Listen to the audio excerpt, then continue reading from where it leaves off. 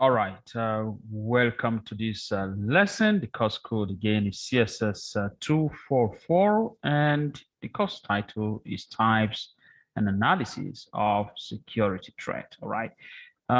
Without any waste of time, let's quickly look into our next topic, which is measures for threat management. All right. Measures for threat management. How are threats actually managed?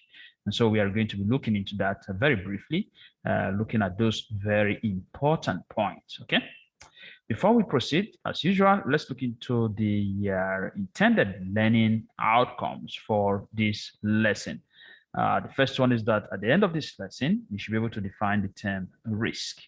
Okay, there are so many definitions of the term risk. So at the end of this lesson, you should be able to define risk. Again, you should be able to explain the term risk psychology, and of course, discuss the concept of risk analysis, all right, how we analyze risk. Okay. All right, so let's move on straight to the meaning of risk. What is risk? Well, by Amanda Dory, okay, in 2003, risk can simply be described as any possible effect of a loss resulting from a hazardous event or an attack, which can be expressed as a product of the consequences of an event and the probability of its occurrence. All right, probability of its occurrence. We are going to be talking about probability of risk. And so Dory tries to explain, to examine or define the term risk. Like I said, there are many other definitions. All right, this is just one of them. And she has been able to define the term risk as any possible effect of a loss. All right, loss is a key word resulting from a hazardous event. Right, in this concept, we're talking about natural and man-made security threats. All right, so those threats that may be hazardous, okay, or an attack, which can be expressed as a product of the consequences of an event and the probability of its occurrence. Okay, so for Dory, risk is expressed as the product of consequences of events and probability of their occurrence. Okay, so consequences of events, what actually are the outcomes of the events, and what are the probabilities that those events will occur. That is risk. All right, so let's move on to risk probability. You need to know what risk probability means. Let's see what that means. Risk probability is often regarded as a way of quantifying the intensity of a risk in a generalized way, okay? Quantifying the degree of a risk in a more generalized way, all right? Looking at a holistic perspective of the anticipated risk, okay? That is what risk probability is all about.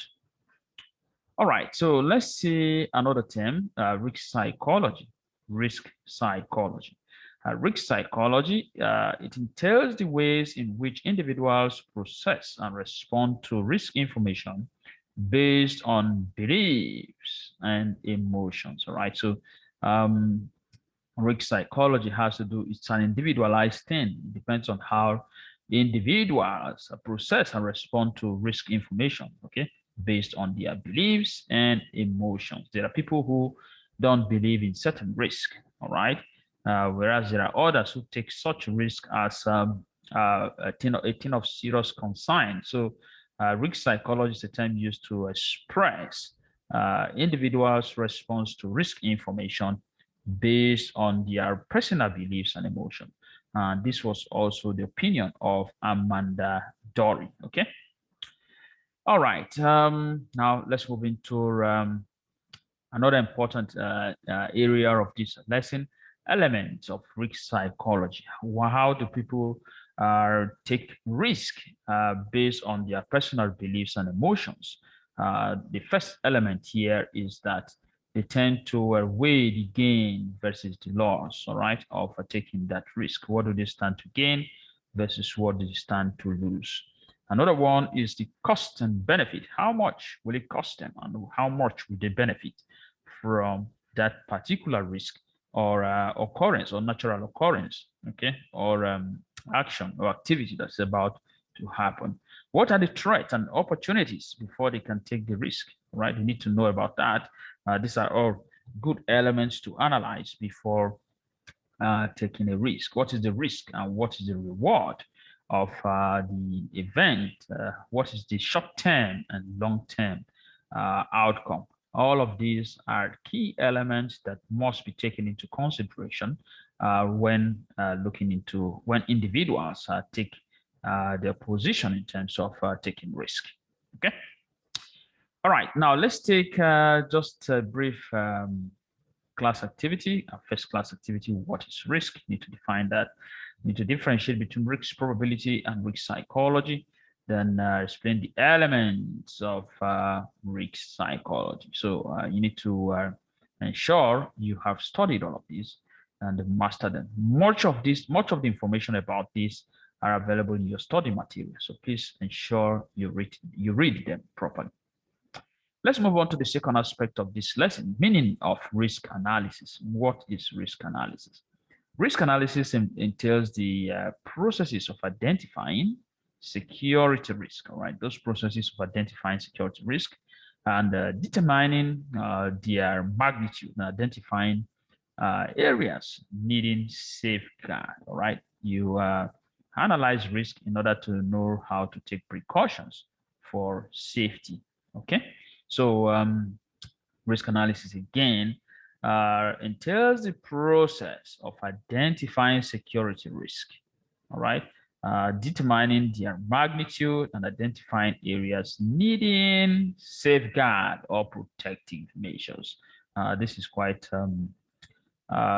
self-explanatory, all right? So security agencies or security agents do a lot of risk analysis in order to be able to prevent a particular risk from a particular risk, or in order to know to take risk, all right? They do a lot of risk analysis.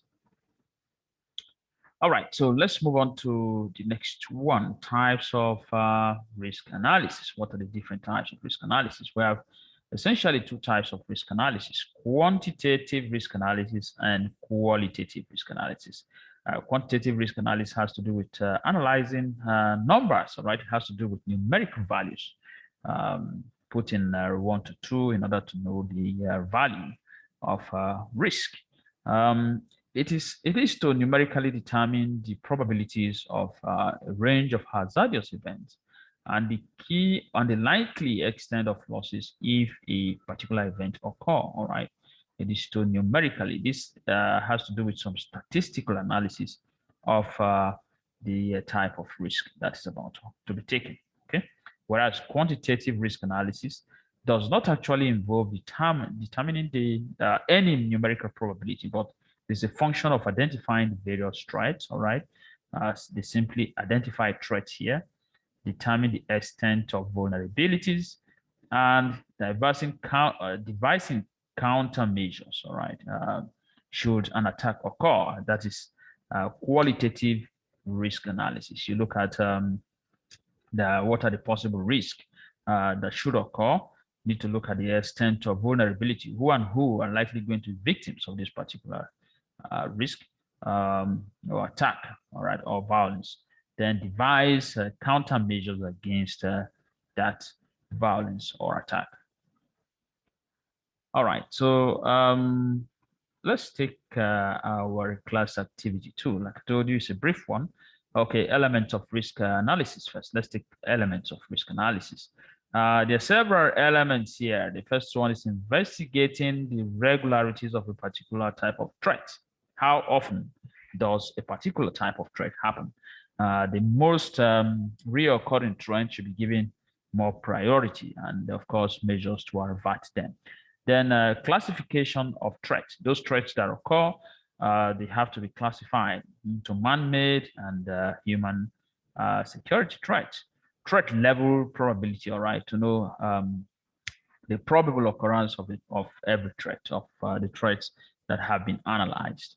Analyzing threat speed. What is the speed of those threats? How speedy are they in their occurrences? Determining the degree of warning or notification. Does a threat actually give warning? All right, it has to be determined through risk analysis. Estimating the length of time of threat occurrence. How often does a particular threat happen? That is determined through risk analysis. And the impact analysis. How destructive can a threat be? What is the degree of destruction that a particular threat can cause? All right, so let's take our class activity 2 that you have to do yourself just to be sure that you understand the lesson. What is risk analysis? List and explain the elements of risk analysis. All right, so you can do that yourself. Dig deep into your study materials and also use the internet to ensure that you get adequate knowledge about this topic. Okay. All right, so thanks for making it to the end of this lesson. I will see you again in our next class.